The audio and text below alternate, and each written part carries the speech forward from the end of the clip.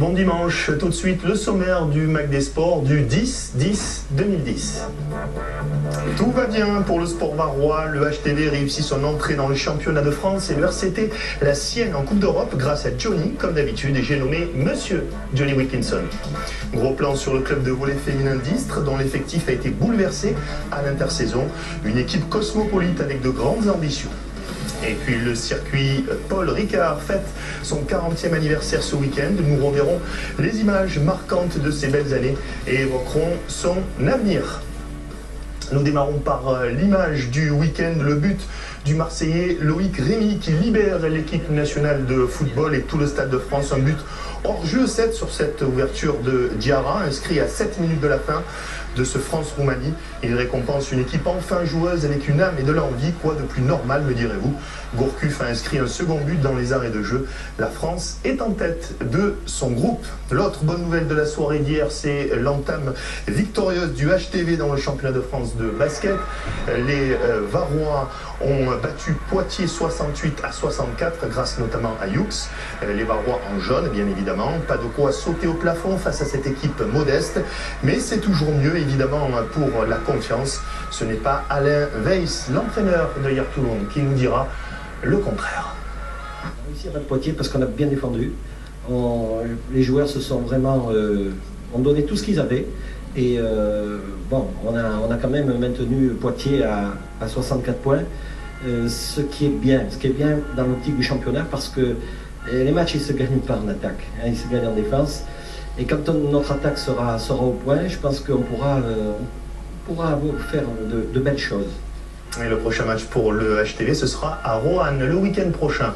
Mayol tout sourire, hier après-midi, le RCT a battu les Ospreys en Coupe d'Europe.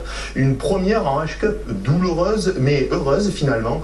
Les Gallois menaient encore à quelques minutes de la fin de la sirène, mais Johnny est entré en scène. Le RCT qui dit oui à l'Europe malgré un maillot bleu polémique. Retour sur l'événement du week-end dans une ambiance festive. Rien de particulier aux abords du stade, de l'arrivée du bus des joueurs à la bonne ambiance véhiculée par les supporters. C'est presque une journée ordinaire pour le RCT. Et pourtant, 16 ans après la création de la H-Cup, c'est la première fois seulement que le club au Muguet a le droit de se confronter au plus haut niveau européen des clubs.